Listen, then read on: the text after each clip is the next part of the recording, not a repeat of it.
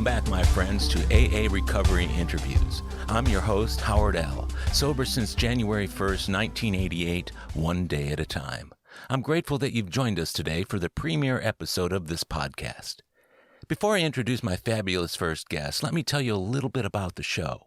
The AA Recovery Interviews podcast explores the lives of people who have recovered from alcoholism through Alcoholics Anonymous. In each one-on-one interview, my guests share their experience, strength, and hope through a lively discussion of what it was like, what happened, and what it's like now. In addition to talking about how they got sober, we'll explore the rest of the story by looking at the challenges they've faced and overcome during their months, years, and even decades of sobriety. We'll talk about the joys and tragedies, the good times and bad times, and just everyday life in sobriety. We'll discuss what they've done to stay sober through it all, while enriching their lives and the lives of those they love. Of course, the AA Recovery Interviews podcast respects and protects the anonymity of each guest, using their first name and last initial only. Though you won't know their identity, by the end of each episode, you will know what's in their heart and feel a true connection with their spirit. Also, in accordance with AA's traditions, my anonymous guests and I speak for ourselves only, not for Alcoholics Anonymous at large. We share only our personal experiences with AA recovery and acknowledge that AA's sole concern is the recovery and continued sobriety of those alcoholics who turn to the fellowship for help. As members of AA ourselves, our primary purpose is to stay sober and help other alcoholics achieve sobriety. So, my special first guest on this first of many shows to come is Adam M., a man who I've known in the program for over 14 years. When I first met Adam, I was immediately impressed with his incredible commitment to sobriety and his extraordinary willingness to do whatever it takes to stay sober and help other alcoholics achieve sobriety. All these years later, Adam's enthusiasm for and dedication to AA is still unbounded. His is a story of successful and meaningful sobriety, attainable through lots of hard work in AA. So, my friends, please sit back and enjoy the first AA Recovery Interviews show with my special guest, Adam M. Hi, I'm Adam, and I'm an alcoholic. Hi, Adam. Thanks for joining me by Zoom today. I really appreciate your being here. Thanks for having me, Howard. So, how long have you been sober? I've been sober a little over 16 years. My date where I got sober was July 20th, 2004. Cool. And you and I first met, about 2007, wasn't it? It was about 2007. I met you at the Lamplighters Club. I was looking for some meetings to attend and went to that one, and I heard you speak, and I decided I wanted to talk to you after the meeting.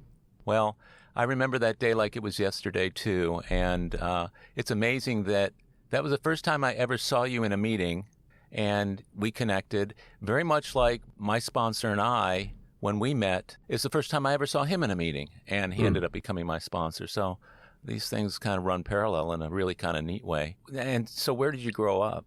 I grew up in the Midwest. I was born in Lafayette, Indiana, and then we moved to Danville, Illinois shortly thereafter, and then to South Bend, Indiana, before moving to Houston in 1991. So I've spent half my childhood in the Midwest, basically, and the other half here in Houston. So you consider yourself a Midwesterner or a Texan? Where do you land on that? I guess I'm half and half. Yeah. Okay.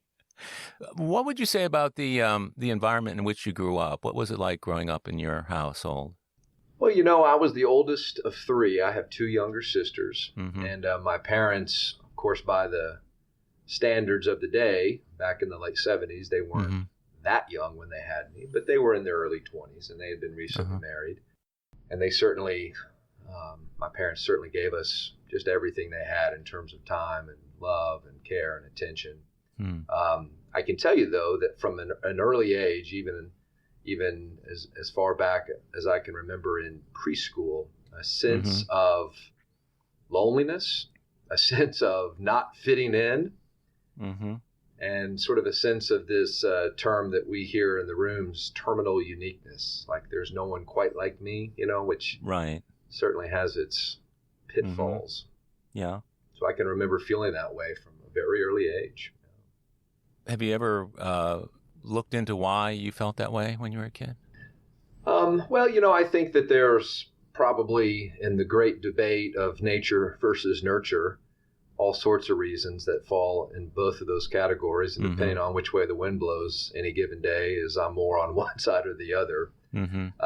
But I know my parents, as young parents, were very busy. There just wasn't a lot of extra of anything in my household in terms of time or attention or money. And so I know they were very hardworking folks who themselves, I think, had their own sort of challenges and struggles that they were dealing with from their childhood. I know that as I have, in my process of recovery, have kind of looked back into my family tree on both sides of my family, and what I can know firsthand, and then also what I can understand through stories passed down, that addiction and codependency and some of these challenges that I have certainly faced in my adult life.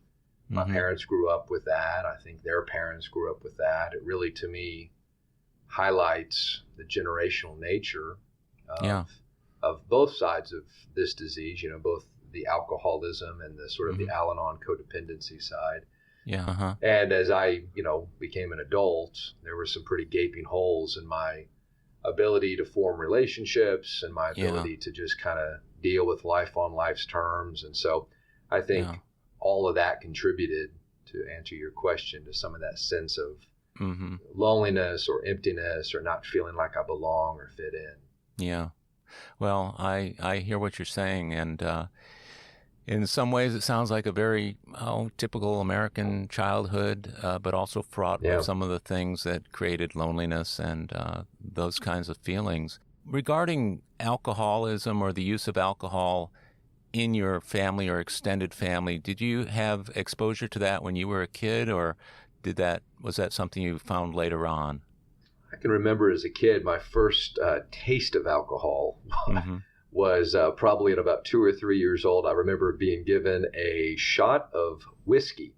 And of course, at the time, that was sort of the idea that when a kid has a sore throat or a cough, is to give him a shot of whiskey. And so that was my first exposure, literally, to alcohol. My parents, neither one of them were drinkers.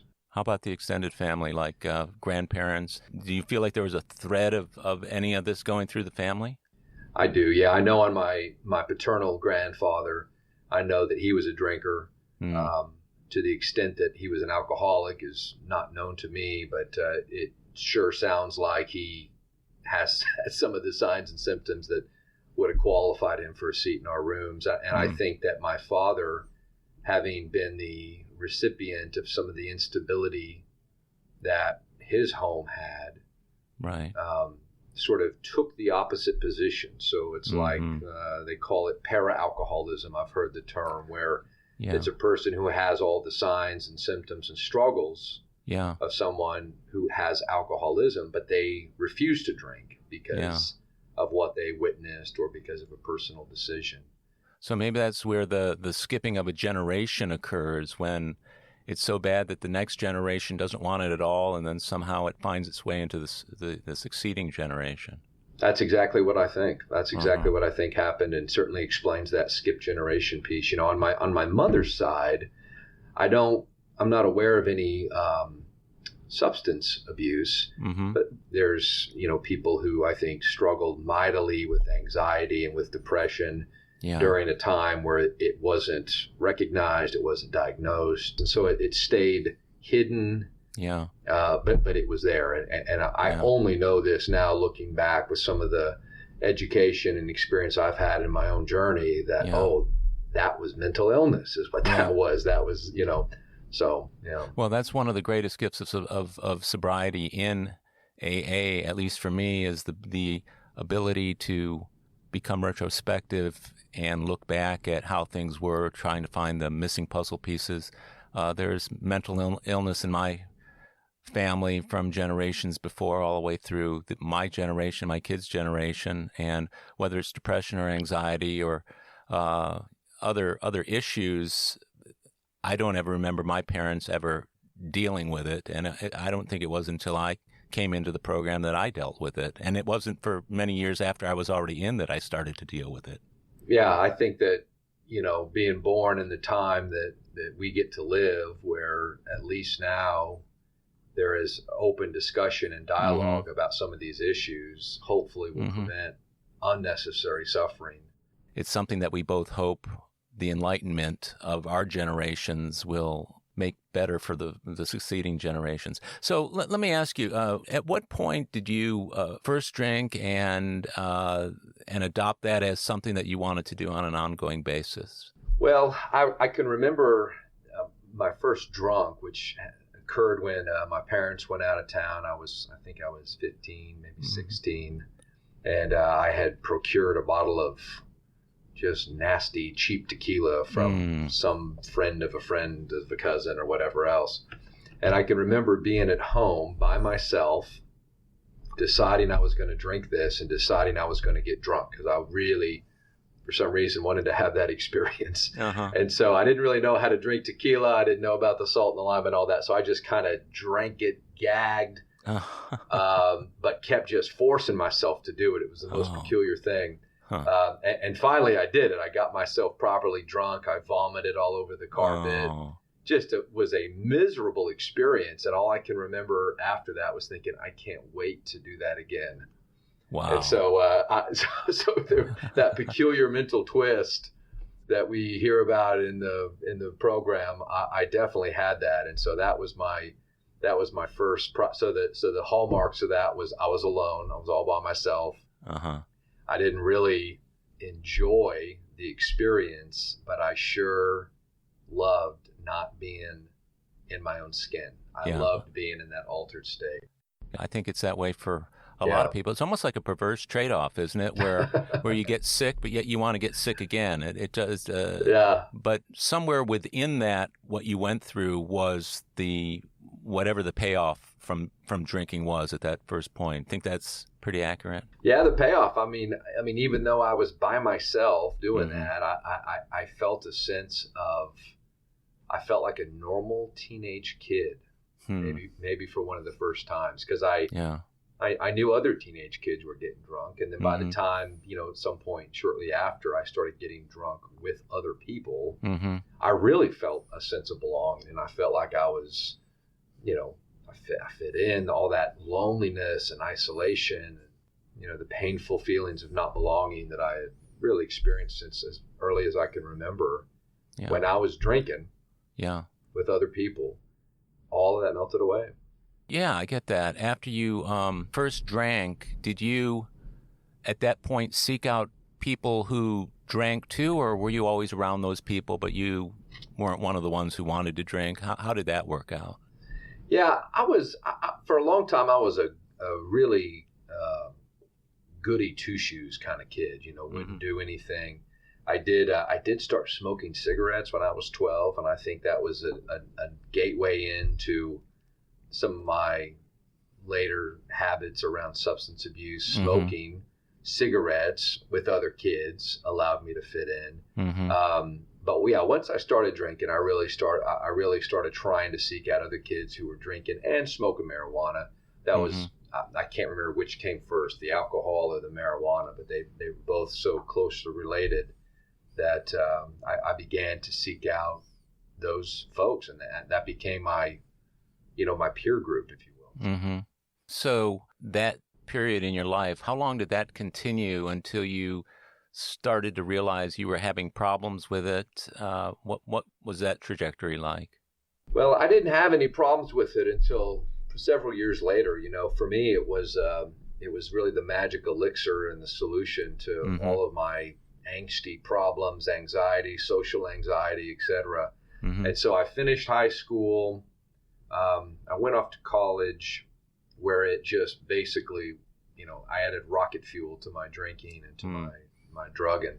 And so it went from being something that I had to kind of manage and keep under wraps because I still lived at my parents' house to basically just full on whenever. And so to me, the academic dimension of college was just ancillary detail to be left for whenever there was time for that. But, drinking and the social aspect of drinking. And it was so much an antidote to all the feelings of inadequacy and not fitting in and not belonging. Because I had friends, I had something to do every Friday and Saturday night or Monday night or Tuesday night, and had this sense of belonging that I know so many of us in the program are desperate to find. It seems like I drank for the same reasons for years and years, and the reasons really didn't change very much, even though I was drinking and altering my state of mind. You mentioned earlier about the loneliness and the not fitting in. Did those things follow you and continue to create the environment in which you wanted to drink? They did. In fact, it became, I needed to up my game with drinking continually, because the idea of, in college, the idea of going home and studying and then going to bed, I just couldn't grasp with being by myself with myself. Wow. And so needing to be with other people, and generally that involving alcohol, smoking pot, etc. It just ever increased. Right. In my college days. And so it kind of was like chasing a demon. And never quite catching up in terms of that sense of belonging. And then the identity piece shows up, where, the term pothead or whatever, it's like I became that. And I sort of felt a weird pride, like at least I belonged, at least I was part of something, at least I was known for something, to have a reputation. I remember, so in, I think it was my junior year of college is when I got a DWI. And got arrested and the whole 9 yards, put in jail.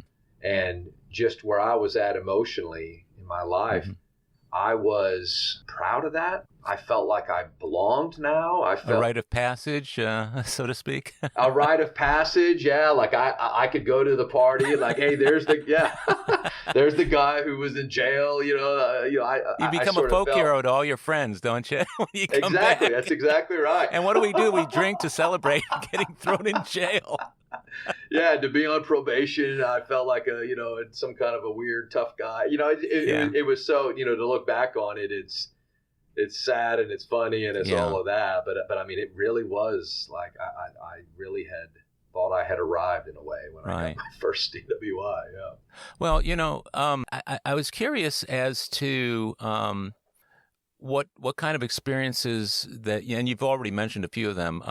What kind of experiences did you have with drugs and pills and so forth, and how did they relate to your drinking? Did one drive the other, or how did that work out for you? Well, I was kind of a sloppy drunk, and so using only alcohol became problematic. I had, I guess, a weak gut, so I would, I could only take so much liquor before I puked. And, and the other thing is, when I had too much alcohol in me, I had a tendency to get into fights, physical fights. Oh, yeah. I had a tendency to break up with girlfriends. I was just kind of a messy drunk. Yeah. And so, I always had my companion marijuana, which I liked me on marijuana better than I liked me on alcohol. I was cooler and more mellow and less violent and less prone to do ridiculous things. Yeah. But I went to school in College Station. And so, probably because of my lack of connections, I had always wanted to try the harder drugs, the pills, the cocaine, etc., but was just never able to put it all together to get those things. Plus, I didn't have any money anyway. So, well, that's where you and I are quite a bit alike. And again, the similarities that I always felt like I was kind of a sloppy drunk too, and so I always felt like marijuana sharpened me up. Right. But then, of course, what I found subsequently was that marijuana and alcohol were the perfect combination. Yes. I remember hearing about that in one of my first AA meetings, and I so related to it. As a guy was talking about how he treated his mind like a chemistry set, always adding and fine-tuning a little bit more of this to find that perfect state, which after... as anybody knows who's drank or used drugs for a while, that you just never get back to that perfect state like maybe you once experienced. Yeah, it's like searching for the Holy Grail. So, talk about what the lead up was to your demise, so to speak, with regard to the intervening years between college and getting out, and when you first noticed you were having a problem, and what that was like. Well, so I came home from college in rather a state of disgrace. After 4.5 years, the good folks at the university asked me to leave. And so I left, and I didn't have a degree, had all this loan debt to verify that I'd been there, but had not done much, which indeed I hadn't. It's quite amazing I stayed there as long as I did. So I came home, I started waiting tables, I started bartending. I eventually, worked my way up to becoming the manager of this particular restaurant. Were you as heavily into the drinking and drugs during that period as you were in college? Even more so, because when I moved back from the relatively small town that I went to school to big city Houston, I did find the access to the heavier drugs. And I did find more, degenerate people like myself who were, willing to. So it really escalated from what was in college, heavy drinking and smoking pot a lot of days, to that plus the heavier drugs. And so, and then working in the restaurant industry, it's almost stereotyped that there's a lot of drinking and drugging, and good reason for it too. And so I was able to find those people and, develop a new clique. And so as the time from when I moved home until I got sober was really just spent working a lot in the restaurants, doing a lot of recreational drugs and drinking, and just kind of getting by. My life really wasn't ascending, and it really wasn't descending. It was just kind of in this quagmire of a status quo. Were you living at home at the time, Adam? No, I mean, when I first moved home from college, I stayed at my parents' house for a few months, but then quickly needed to get out of there because that was too much accountability and adult supervision. So I lived in, I just found these, kind of crummy studio and 1-bedroom apartments. And that's where I made my abode. Did the folks say anything, or were they aware of what you were doing? Yeah, they were aware, and they made a couple really concerted efforts to intervene on. So when I got home from college, I think they knew what I was doing in college, but because I didn't really show them my grades, they just assumed everything was fine, and I was having just a normal college kid experience, drinking and all that. But when I moved home, I think they saw, not only the failure from being able to complete college, but they also, the short time I lived with them, I think they saw what was really going on, which was that I was struggling. So they connected me to a drug and alcohol counselor. I had some kind of an assessment at a Center for Alcoholism out by where my parents live. And, I had all the signs and symptoms. It was there, but I just in no way was ready. I could not imagine. And so I just kind of rebuffed whatever attempts they made to intercede in my life. And again, left their house to go live on my own. And so they... Did they recommend AA, the place that you went to? Did they say anything about AA at that time? I don't even remember, Howard. I remember the guy I was talking to, the counselor, and I remember just thinking to myself, because he was a sober man, I remember him he was attempting to relate to me about all the things I was doing, and he was older than me, and he was just a different kind of guy for me. And I just remember thinking, dude, I am nothing like you, man. So whatever he would, and so if he even said something about AA, I just was not listening. Yeah. Right. So you vacated the folks' house on your own accord. You weren't necessarily pitched out or.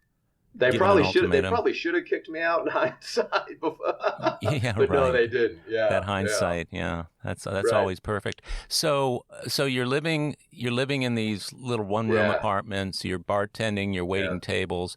How long a period was that? So that was basically from 22 through 27, which was when I got sober. Wow. Yeah. 5 years. Wow. Yeah, 5 years. Wow. And there was there's no big dramatic tales to tell about that 5 years. It was more just grinding through life, a lot of broken relationships, not just romantic relationships, although there were certainly those, but just kind of friends and moving through people and just really not contributing much to the world. It's kind of I get that. I was curious as to whether during that 5-year period, did you ever have glimpses of yourself having a problem with the alcohol and drugs, and if you did, how did you handle that? I frequently did. And I frequently did. And I remember this one of the many things I decided I was going to do to try to get my act together. I was going to start journaling. And so like I started, and this one, I threw it away a while back, but I kept this one where, it's just like in the writing, I'm just like, I know I'm addicted. I know I've got these problems. I don't know what to do. Mm-hmm. Like, I just thought that writing about it, I joined a basketball league at one point to try to, thought if I just got active enough, I would not have to do this. I tried relationships to get me out of my habits and my routines. How did all that work out for you? It worked out absolutely not at all because because I mean, of course, now I know in hindsight, of course, but the thing that I needed to do the most was open up to somebody about what was really going on, and that just seemed impossible for me to do that. Mm-hmm. And I didn't want to, frankly, because I knew if I did open up, somebody was going to say, "Dude, you've got a problem," and so I just didn't do it. So somewhere along the way, you knew, and what you're saying then is during that 5-year period, you realized you were having a problem. Did it ever occur to you to just stop drinking and using drugs? Yeah, I mean, I tried, and I could go for 24 hours, 48 hours. I could, just with all the willpower and white knuckle capacity that I had, mm-hmm. I would just force myself to not do anything. But mm-hmm. what was happening, although I had no idea this was happening at the time, but in hindsight, now that I know a thing or two about this, I know what was happening, is that when I would stop drinking or using for 24 hours, all my feelings would come up to the surface. All the feelings that I'd been, basically suppressing with the drugs and alcohol for, by this point, 10 plus years, all mm-hmm. of it would come flowing up to the surface of my consciousness. And it was so uncomfortable. It was mm-hmm. It was like there was something took over my brain and drove me to the liquor store or drove me to the dealer's house because mm-hmm. I just couldn't live in my own skin. It was so mm-hmm. uncomfortable. Now, were you surprised by that when that happened? Were you surprised that it came back so quickly? I guess, I don't know if surprised is the right word. I felt really demoralized. I was like, what am I going to do? How am I ever, because in college and even in my, early 20s or, post-college 20s, it was still kind of cute to get all drunk and party and do all this. And, like, it was still like, oh yeah, he's, I could still find my people pretty easily. Uh-huh. But as I progressed along and kind of saw what few friends I had left, but I saw them that they were getting into relationships and they were getting like real jobs and they were, having babies and I just felt like I am left behind, and when I try to stop, I can't stop. So I just don't know what I'm going to do. And so I just kind of had this, I guess we'll just wait and see what happens mindset to this. Yeah. Did you, as you were looking at the people around you moving on with their lives, getting married, having children, and that sort of thing, did you perceive in any way that they were doing the same things you were doing, but yet still being able to have those relationships and have those good things? Or did you recognize the difference between somebody who's problem drinking, problem drugging, and people who aren't? Yeah, I guess I did, because there would be the occasion, whether it was a holiday or a birthday party or some kind of event, where some of these people would come out and they would kind of do what I was doing. But I mm-hmm. knew I was at the next level already. And so I would try to normalize my behavior. Like I would look, I got fascinated with, trying to find successful people who smoked weed all the time or who drank a lot to kind of like, see, did you find many? Yeah, see, I could do this too, just like Willie Nelson does, or like, just trying to look for anything out in the world in terms of people who had figured out how to both be happy and successful and drink and use drugs, so. Yeah, and that of course that always goes back to the comparing our insides to other people's outsides, Right. because when I get a glimpse of Willie Nelson and or other people who are notorious or known for their drugging or drinking, I'm only seeing an itty bitty small smidgen of their life. I don't see what life is like behind closed doors and drawn drapes. So I can imagine what that must have been like for you. So somewhere into the 5 years between 22 and 27, was it pretty much of a downhill gradually, or did you step off a cliff? What happened in the final days before you asked for help? Well, yeah, it was kind of this. I guess it was kind of a slow descent. What happened is the drugs I was doing, I just went deeper down that hole, and so it was more frequent. It was heavier drugs. Mm-hmm. And so by the time I was on the precipice of getting sober, ironically, I had been given a general manager position at this restaurant company that I worked for. Mm-hmm. And it was one of the youngest GMs they've had. And so I had this weird sort of success, although I hated the work and I hated my job, but it's what my dad did. And so there was a sense of some kind of accomplishment in that realm. And so that was happening. But, my insides were, and what I mean by that is I couldn't look at myself in the mirror anymore. Yeah. The people I was hanging around with were sketchier and sketchier. Mm-hmm. My ethics at my job became quite shady. Yeah, I get that. I get that.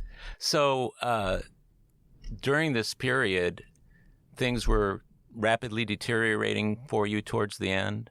Yeah, well, towards the end, what happened was I had met this woman, and I really liked her, and I had really wanted to have a relationship, and I've just never been able to have at that point. I just never had been able to have a successful relationship. Mm-hmm. And so I met this girl, and I really liked her, and we would drink together and smoke pot together. Mm-hmm. But she didn't know about the hard drugs I was doing behind her back. And so after dating her for a couple months, I had, in my infinite wisdom, decided that I was going to get honest with her. Uh-huh. And I was going to get clean uh-huh. a couple days before I got honest with her. Right. And that when I told her that I had quit using hard drugs because I cared so much about her, she would fall head over heels in love with me. And that would be the beginning of the, happily ever after story. Mm-hmm. Well, as I can see now through sane eyes, the moment that I told her that I had been doing hard drugs behind her back the whole time she's known me, and that I had a whopping 2 days of clean time, she promptly stood up from the burrito restaurant we were eating at and walked home, and never saw her again. Well, I did see her much later, but she broke up with me. Yeah, that's wild. And, wow. That must have been a kind of a proverbial wake-up call, or did you pass that off as just a fluke? Well, it was something, and it wasn't about her necessarily, but I think it was about, where I was at with this whole life of mine. Because I can also remember around that time, it wasn't just her. I remember vividly at this, I was, in the restaurant business. We'd go to the bank in the morning from the night before to drop off the money. And I was in the drive-through line at the bank to drop off the money. And it was one of these nights, or it was one of these mornings rather, where I didn't sleep at all the night before. I don't think I had slept much that week. Mm-hmm.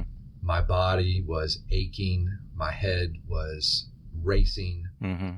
I was looking at the workday of another 11, 12-hour workday. Yeah. And I heard it in the rooms when I got there. I didn't know this phrase at the time, but I mean, for me, I was sick and tired of being sick and tired. Wow. And I just remember saying to myself in the bank teller line, I just can't do this anymore. Wow. And so it coincided with this relationship. And so when she broke up with me, after my heartfelt, confession, I knew that I was at a fork in the road, and that I could either say, well, I guess I'm going to go back to keep doing what I was doing because whatever, or I'm going to do this anyway, but I'm going to do it for me. I don't care if she, whatever. You know? So that was a moment of clarity for you then, punctuated by the end of the relationship. You had a moment of clarity in a bank drive-up line. Yeah. Wow. Yeah. Wow. Exact. Bank of America. Yeah. I can remember it. I could just remember it. And it was all, of course, looking back, it's kind of hard to put it all exactly chronologically together, but all these seemed to happen concurrently. And so there was that moment of clarity, and there was that, you know, I had a lot of the consequences. You know, I spoke of my DWI and getting arrested. I got arrested again later for related to that DWI. I had lost tons of money through just frivolous spending. I had hurt people. I'd hurt myself. I'd, you know, just countless external things had gone wrong in my life that any sane person would have been like, I think I need to look at my problems, not me. But when I did get to that internal rock bottom of, I can't live like this anymore, and I'm going to die, and that would be a gift to die. You know, that's kind of where it started to change for me. We'll be right back. My friends, if you're enjoying listening to this show, I'd like to invite you to check out the Big Book Podcast, the free audio version of the first and second editions of Alcoholics Anonymous. It's an engaging and inspiring word-for-word reading of all 11 chapters and personal stories, including more than 50 original stories that were left out of the third and fourth editions. If you've never read the first or second editions, these amazing stories will be brand new to you. Subscribe to the Big Book Podcast on Apple Podcasts or wherever you get your podcasts, or visit bigbookpodcast.com and listen to your heart's content. And share it with your friends, sponsees, and anyone you know who has a desire to stop drinking. It may be the only version of the Big Book they ever hear. Okay, we're back. When you had that realization that you wanted to change for yourself and that you were sick and tired of being sick and tired, what was the next step? What was the series of events following that realization? One of the first things I did is I went to this church that offered a support group for people struggling. It was not 12-step, wasn't AA, but it was some kind of a faith-based deal. And I remember going to that, and I was really reticent to go to that, but I went, and there was like 3 or 4 people there, and I didn't get much out of it. You know, there wasn't a whole lot of relating that I was able to do to the people there, and I had my own, I guess I'd call it, a bad taste in my mouth from organized religion. And so there was a lot of religious talk there as well. And so I left that kind of disheartened. I think I drank a couple more times after this moment that I'm speaking of now. Because I thought to myself, well, maybe I'm not an alcoholic. Maybe I'm just a drug addict. Because somehow that seemed a lot cooler to be a drug addict, and it, you know, an alcoholic to me at the time evoked the guy under the bridge with the brown bag kind of thing. And so drug addict felt more sophisticated. If we could only change that perception of the alcoholic from the guy under the bridge to something a little bit more palatable, it might make a big difference. Got a real PR issue with alcoholism, So I remember drinking a couple times after that, thinking I could just drink and not do drugs. But I remember having this one drink, and then all I could do was think about going and getting some drugs. And I'm like, I got to quit all of this. There's no way I can do it all. And so I had remembered one of my drug dealers.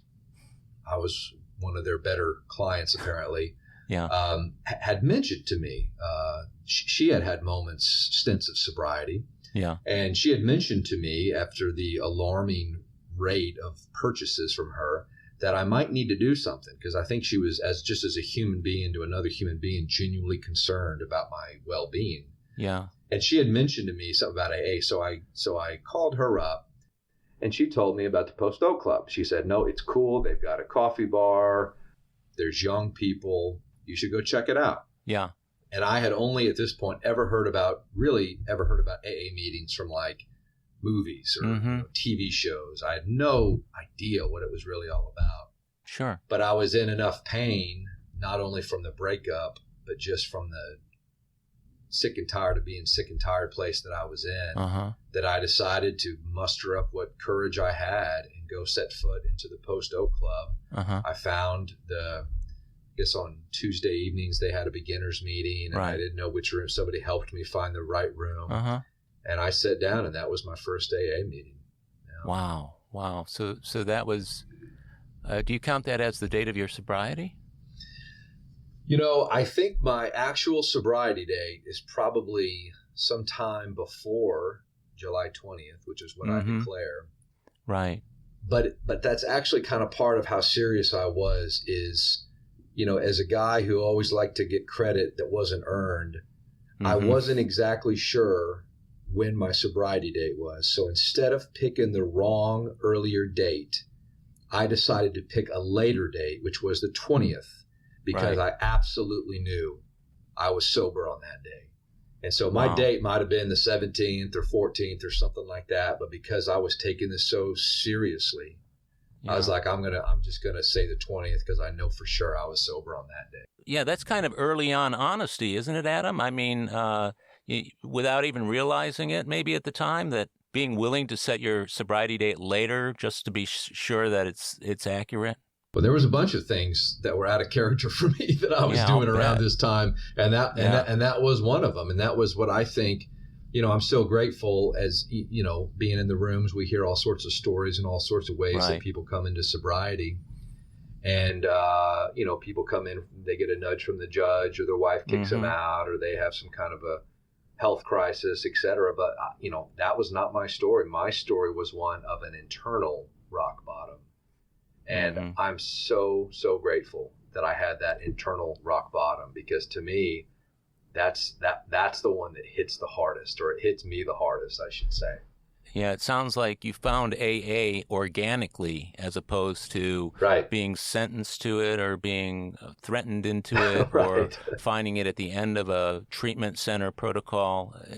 That is really very, very cool. That's a lot like my story, too. It's just amazing the similarities that I came into the meetings of Alcoholics Anonymous. I had some ultimatums that were tossed my way, so I was inspired, let's say, to go. But it's always very cool when I meet men and women who make it into the rooms, as I guess, for lack of a better term, organically or on their own. So tell me about the first weeks and months of sobriety in AA. What were those like for you? It's almost hard to remember what they were like, except looking backward through recollection, because my mind was really foggy. I was not in a good place. Just from I probably would have qualified for medical detox, but I didn't do that because I didn't know about medical detox. I can tell you that in the first meeting that I sat in, that meeting which the meeting that I got my desireship in, I was so floored to hear people sharing, and it was a beginner's meeting, and so I'm grateful that I found a beginner's meeting, because it was really oriented. People were sharing a lot about their story, what it was like, and I heard people talking about their lives. It so shocked me that they were saying the things they were saying, because they were saying things that I had in my own way done, but swore I would never say to another living soul, because I thought I was so unique and different from and didn't belong, like I said, all the way back from my childhood. But that played out in the way that I drank and used drugs. That when I heard these people talking about the stuff I did and stuff that I didn't do because I wasn't even at that level, I just felt like, oh my God, these people get it. Like, these are my people. And afterwards, the people that I was there with, they introduced themselves. They were kind to me. There was a genuine light in their eye that I didn't see at that church recovery group. I certainly hadn't encountered in a long time in my life. But there was also just a lot of laughter. There was friendship. It was a fun place to be. And so I just felt like, okay, this is something. So one of the things they said in that first meeting was to do 90 meetings in 90 days, which seemed very extreme to me, but I was also quite willing to do whatever they told me to do, basically. And so in those early weeks, I would go to a meeting every day, every evening. And about 2 weeks in, I had been to enough meetings by that point to hear that among the things I need to be doing is I need to be calling other men in the program and talking to them every day, and that I also needed to get a sponsor. And those were the two things that everything I had done up to that point to try to stop on my own, I was never willing to talk to anybody about what was really going on. But because I was in such pain and willing to do anything to get better, I got phone numbers and I called people. And in fact, my first AA phone call was not a phone call at all. It was an email. Thankfully, some guy gave me his card to call him. Yeah.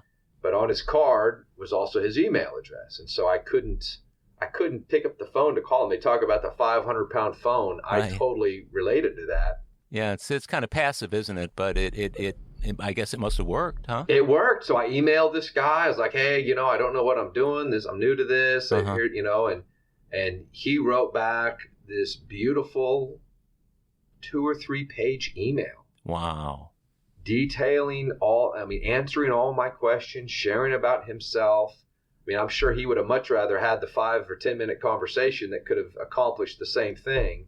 Yeah, but he took time out of his life to write that 2 or 3 pages to you, didn't he? He did. So, and then after that email, I became willing to call some other guys, and I can remember a couple of the guys I called, and the awkward, hey, how's your day going, dude? Sure. Kind of conversations that we had. But how the more that I would do phone calls, go to meetings, read the book, the more I felt like I belonged there. Yeah, the more I get felt that. like I had sort of, I have a place here. Yeah. That feeling of belonging is so important. And I do think that feeling welcome and what you said about people reaching out to you is so critical for the newcomer, because unless we feel welcome in AA, there's a good chance that either we'll go to a different meeting or maybe we just won't participate anymore at all. So you did 90 meetings in 90 days. Did you track that on a calendar, or how did you do that?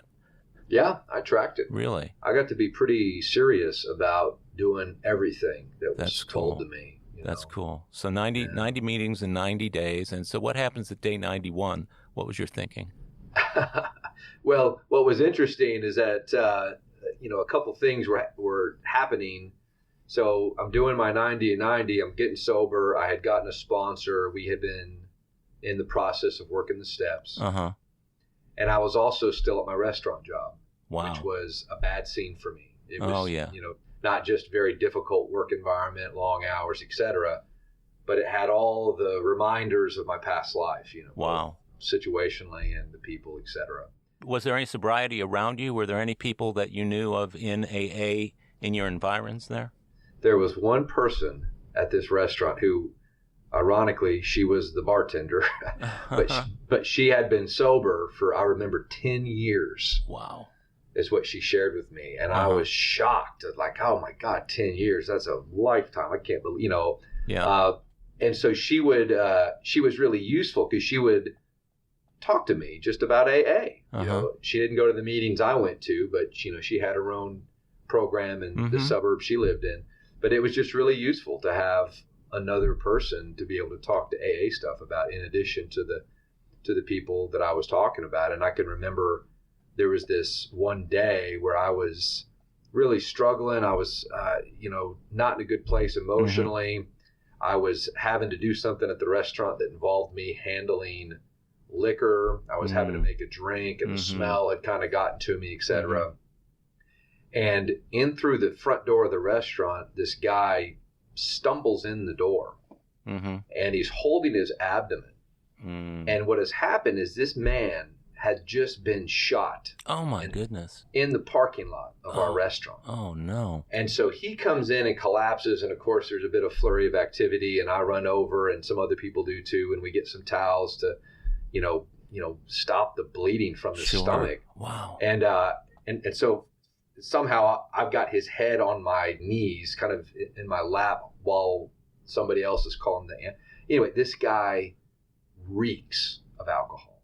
Wow. And so what had happened is he was in the parking lot driving through the neighborhood, very intoxicated, stopped and went out to pee in the parking lot. Well, while he was peeing, the security guard who patrols the parking lot comes over to ask him what's going on.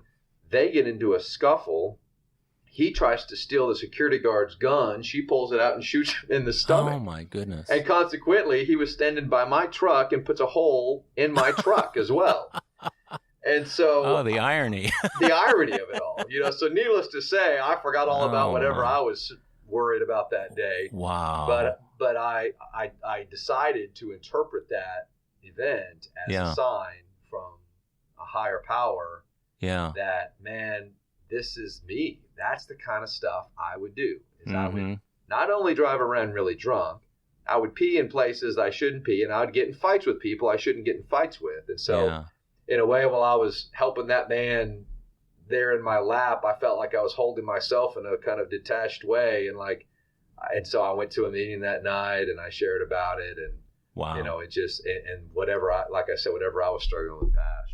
So. Well, and it's brilliant that you went to the meeting that night. It's so important, I think, whenever we have these life-changing events, to be able to go somewhere where we can share them very close to when the event happened. If for no other reason than it allows us to know that we're not the only person in the world who's gone through that kind of thing. And it's pretty important. I want to ask you about sponsorship. Did you get a sponsor right away, or how did you do that? I did. I got a sponsor. I was about 2 or 3 weeks into the program. I was really scared to do it. Right. But I was like, I just got to do this, And so I asked this fella at the AA club to be my sponsor, and he said yes. And it turns out I was his first sponsee. Oh, cool. So cool. Yeah. How long had he been sober? He had been sober. I think at that time he'd been sober a little over a year. Okay, cool. Yeah. Cool. That's not unlike my story. Again, these parallels between us. I know. Because I got asked to be a sponsor by a guy when I was about a year and a few months sober, and he had just come in. What were the milestones in your early sobriety? So during these first few months of sobriety, I quickly realized that this job situation I had was not going to work for me. It was too difficult, and I didn't like it's just an awful scene. And so this was in late 2004. At this time, the wars in Afghanistan and Iraq were really escalating. KBR company was hiring civilians to go over to these two countries and work on military installations to do sort of logistical type service work, to free up troops to do the fighting. And so there was a huge hiring spree that this company was doing. And so from the way it looked to me, it was a ticket out of my situation. It was a good job that paid well, that I could travel, that I could leave behind my dingy one-bedroom apartment and my job that I no longer liked, plus just my whole life, my whole scene. And so I went and interviewed at one of their big hiring events, and they said, look, we don't have much for you and your qualifications, but you can be a cook, and you can go over to Afghanistan, and we'll pay you this much, and you don't have to worry about it. And I was like, sign me up. So you things had gotten to the point where you were willing to go to a war zone and be a cook rather than stay here. Because I had become a general manager. Yeah, I made a decent salary. And because of the wreckage of my pre-recovery life, I had debts galore. And financially, I was just a mess, And so the only way I could get out of the restaurant industry was to find something comparable in pay, which I had no, at this point, no degree, nothing but restaurant experience. Wow. So it was go start as a, minimum wage job, which I couldn't afford to do either. And so this to me was like an elegant solution to my dilemma, and I took it. Wow. So you went over to Afghanistan in 2004? I was 4 months sober. 4 months sober. Wow. Yeah. Wow. When you got over there, what was that like, especially with regard to your sobriety? Well, fortunately, because I had really done a ton of work before I left in terms of doing the steps and a bunch of meetings, I was in pretty good fit spiritual condition, and I'd also was still resolute in my hitting bottom and deciding that this is where my life has to change. Now, in Afghanistan, it was a really interesting life. We worked 12-hour days, 7 days a week in a very austere, we lived in tents. It was a pretty unusual situation. There were no meetings. at the bases I was at, which I had hoped there would be meetings, but there wasn't. So I brought my big book. I brought my 24 hours a day book, and I'd stay in contact with people via the telephone and email from the AA club. And I was part of my sponsor. Wow. Long distance AA, huh? Long distance AA. And I would get grapevines, and this one fellow would mail me my chips. Wow. You know, as each month of sobriety ticked off, cool. he would mail me my chip. And so it was working. You know, it was working. When I would come home, I would go to meetings. I did a lot of traveling to other countries on breaks, and I would find AA meetings in other countries, and I would go to them as well. So that's commitment. I wanted it, and it was me going to any lengths to stay sober in that kind of a situation. So it was a different kind of a program than living in Houston, but you know, it worked. It kept me sober. So what kind of commitment was that to going? Was that a year, 2 years? How long were you over there? I signed up for a year. It's a year contract, but I ended up staying 25 months. Wow. And what I had found was that in one sense, it was really good. Like I was able to, you know, pay off all my debt, and I was able to save a good bit of money. And I got to travel a lot, and I got to do a lot of things that I, in my, you know, drunken high life, never got the chance to do, never got a chance to travel. So on one side of things, it was extremely rewarding and very fulfilling. But on the other side, in some ways, I was kind of running away from life still. You know? I didn't have any, you know, I missed out a lot of stuff with my family, no relationships. I had some buddies over there, but that was it. And plus the fervor with which I worked my program in Houston for the 4 months before I went over there and sort of filled that spiritual bank account that you talked about, my bank account was getting depleted, and I wasn't really working on myself. I was reading and I was praying, but I had no meetings to go to. And so I quickly realized that at some point I'm going to have to pull the plug on this and go back home and sort of face life again. Yeah, I get that. And so by 25 months of being over there, I finally decided it was time. You're ready to come back. Wow, that's amazing. So your program starts to wane. You realize that it's starting to wane, and that goes into your decision to pack up and go home at 25 months?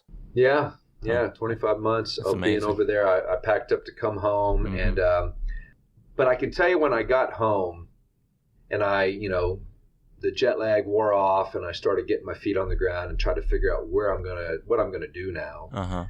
That I realized that I was not in a good place emotionally. I felt like my brain was just soaking in this depressed fluid that I couldn't think clearly. I thought that I needed to go and volunteer. I was at this point struggling with am I an alcoholic? Do I really need to go to those meetings?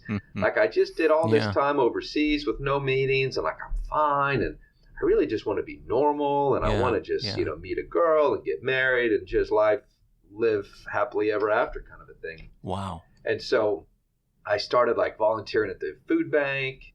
And I remember this one day I didn't have anything to do, and I went to this AA meeting at the same AA club I got sober. There was a newcomer there. With newcomers at these meetings where I went, they would pass around a little phone list, and if you were willing to, you'd put your name and number for the newcomer to call. I'd done it before many times, never got a call or whatever else. But anyway, I just signed my name up for this newcomer anyway. A day goes by, and I remember driving around thinking, I think I'm really done with AA. Wow. And I'll be darned if that guy doesn't call me, this newcomer. Amazing. And he has this, classic newcomer's tragic story. His wife had left him, and his daughter's not speaking to him, and he screwed everything up. And I didn't know this was my first newcomer call, so I just kind of drew upon my limited AA training. I said, hey man, it's going to be okay. Just don't drink today. Hey, let's go to a meeting. I'll meet you here at this place, and we'll talk afterwards and get some coffee. I just did all the things that people did for me because that's all I knew how to do. And so we got off the phone, and I had to pull the car over because I was so emotional, because it was so clear to me much like the guy who got shot at the restaurant, much like so many other of these experiences, it was so clear to me that this was higher powers communication. Like, this is like, Adam, your job is, you don't need to go volunteer at the food bank. It's perfectly fine service work, but I am uniquely qualified to help other alcoholics. And so I'm in, in that moment, after having that realization, I recommitted myself to the program. I met you probably a couple days after that, Howard, at the land, because I started going to more meetings at different places. I remember that. The very first day I met you, and you told me you had been in Afghanistan. I thought you were a soldier. Yeah, right. That's pretty. So that's pretty amazing. And the follow up to that story, like, I went to the meeting to meet that guy. He never showed up. He probably saved my life and has no idea that he, so like the debt of gratitude to that fella for making that call. I mean, it's just mind blowing. Did you ever run into him again? Did you ever see him after? I have no idea who it is. It might be somebody I know. I don't know. But gosh. Yeah, he never called again. Who knows? It could have just been an angel calling me for all I know. That's amazing. Well, that's one of the things I love about your story and about you is that you've had these serendipitous God moments, as we call them, or maybe just awarenesses along the way that you've really paid attention to. And I love the fact that you have given them the weight that they really deserve, that these things were all turning points for you. And they're beyond the realm of coincidence, like the guy being shot and this other guy.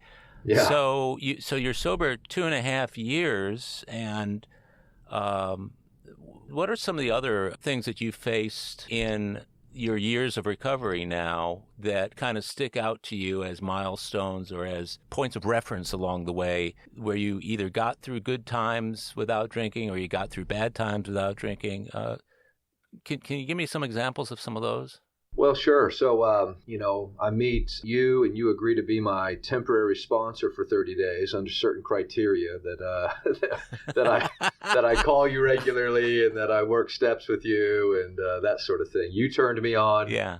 You turned me on to men's meetings, right. Which I had resisted because, in hindsight, I was afraid of men is what it boiled down to. And so, again, overcoming fears and being willing to do what was asked of me has really served me so well.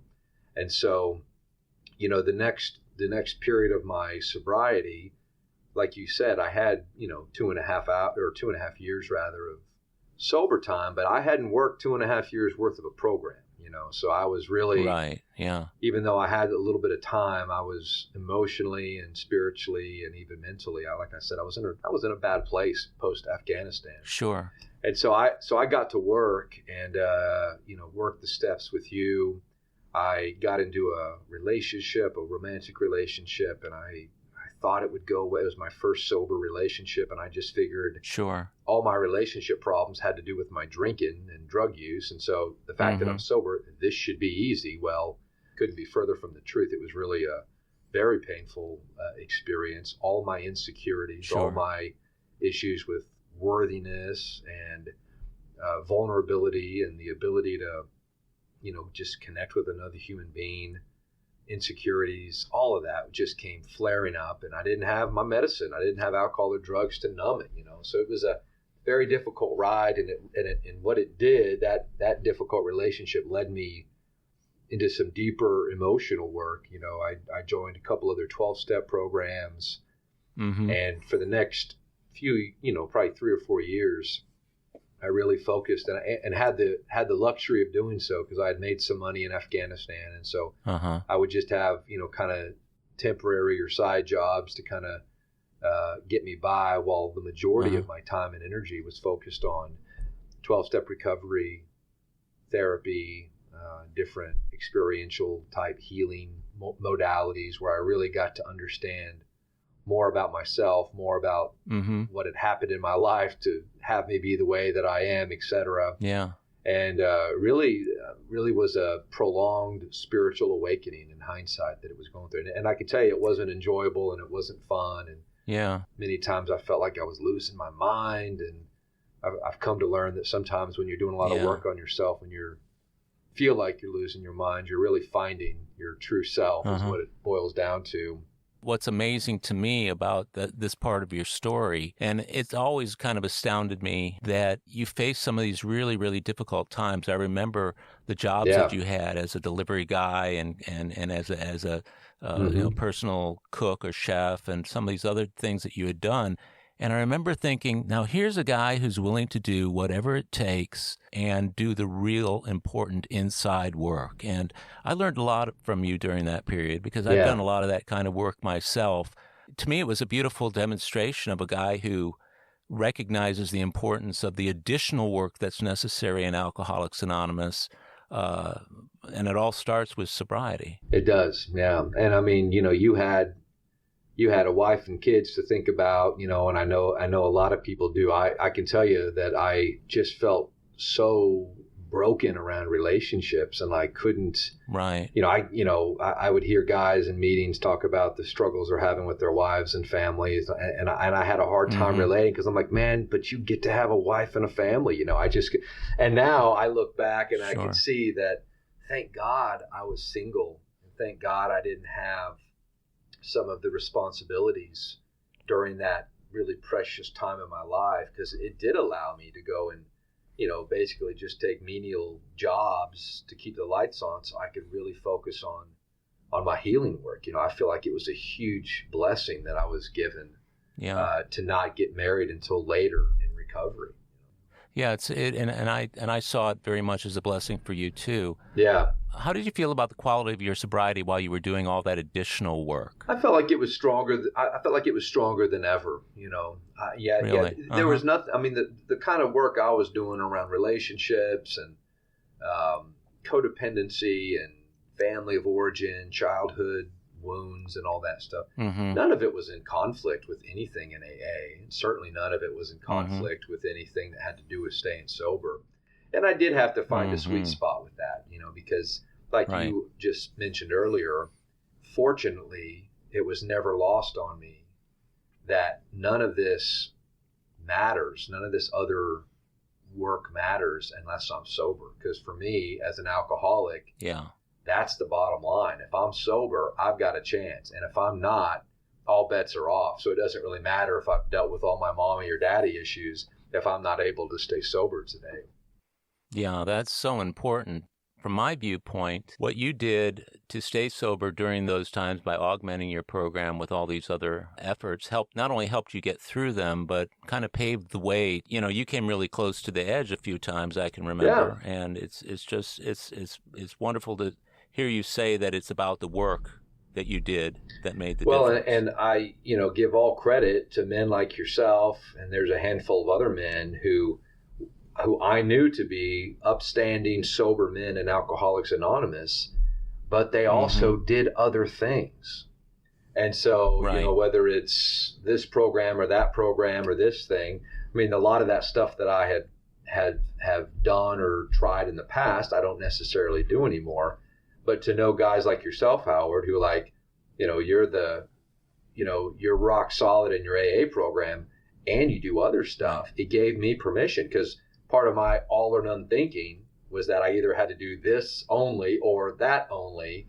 And just as I surveyed the men in my life, in this time of my recovery, all the men who had what I wanted had all done things in addition to their AA program, but their AA program was the foundation, and that's what they always came back to, so. That kind of variety is necessary, and I know that you've experienced that. I've seen you with men that you've sponsored, and your gifting of yourself and your experience to other people.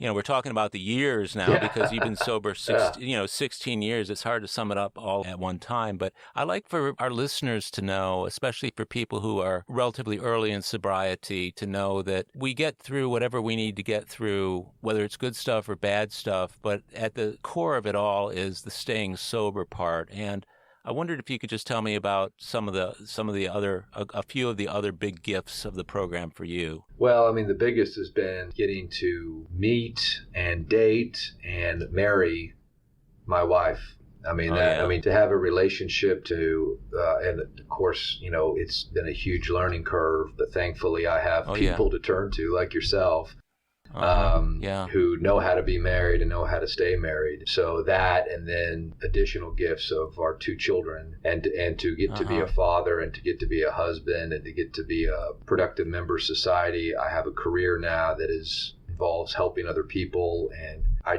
couldn't have imagined how this life would have came about.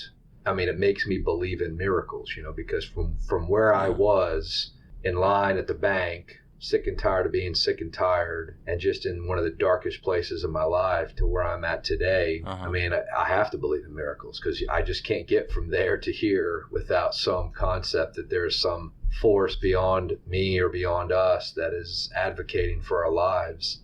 And I've seen you go through some difficult times, even within the blessing part of your life. And, well, it's work, Well, it's a lot of work, because I always used to, when I was new in sobriety, wonder in what tragic situation would it be okay for me to drink?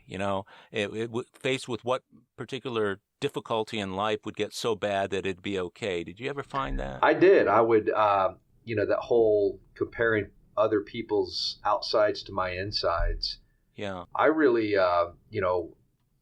my story of sobriety is one where in certain ways my life got more difficult after I got sober. And partly because I had to figure out a bunch of things that I never learned during the times of my life where I was supposed to learn it. So whether it was relationship or job, or, there was a way that I had at times wondered, am I working this thing right? It's like I kind of thought, based on a very sort of immature understanding, that once I got sober, that everything was going to just be great in my life. Yeah. And I never got it, that no, this being sober gives me a chance to live life on life's terms. And part of life on life's terms means there are some really hard things that we have to endure and go through. And so, I feel like that it does sometimes get worse before it gets better. I mean, that's been my experience. Yeah, and sometimes it gets worse, then it gets better, then it gets worse, then it gets different, then it changes. And we've got all that kind of stuff going on. But at the end of it all, the staying sober part makes getting through those difficulties and challenges and gifts and marvelous times doable. And I've seen you do it, and I've always thought if there was a poster guy for the effectiveness of this program, it's a guy like you. And I so appreciate you sharing your life with me and with the folks who are going to listen to this podcast. It's inspiring. It's a real delight to have you as one of the closest people in my life. I love you, and I can't thank you enough for being my premiere episode guy, man. You're it, man. Years from now, when they're digging into the archives, they're going to hear you talking. Oh, wow. Man. Well, I appreciate you, Howard. You have, in terms of people in my life that have had the greatest impact, I mean, you are at the top of the list as being a man who's walked with me through so much of this and just shown me what it means to be a sober man. And it's been a real joy, though. Adam. It's been a real joy, and to, getting away from the Mutual Admiration Society here for a little bit, I just want to say thanks so much for doing this today, and I look forward to many, many more years with you as a friend and partner on the journey, that road of happy destiny, right? Yeah, me too. So again, many thanks. Thank you, Howard. Appreciate you, brother. Thanks, Adam. Well, my friends, that's it for our premiere show. I'm grateful that you joined us. If you enjoyed AA Recovery Interviews, please share it with your fellow AAs, friends, and loved ones. Tell them how to subscribe for free on Apple Podcasts, Google Podcasts, Stitcher, iHeartRadio, and other podcast providers. And visit our website, recoveryinterviews.com, where you can listen to every show, share your comments, and also contact us. To get in touch with Alcoholics Anonymous, simply visit aa.org. The next episode of AA Recovery Interviews is on its way, so keep coming back. It'll be here soon.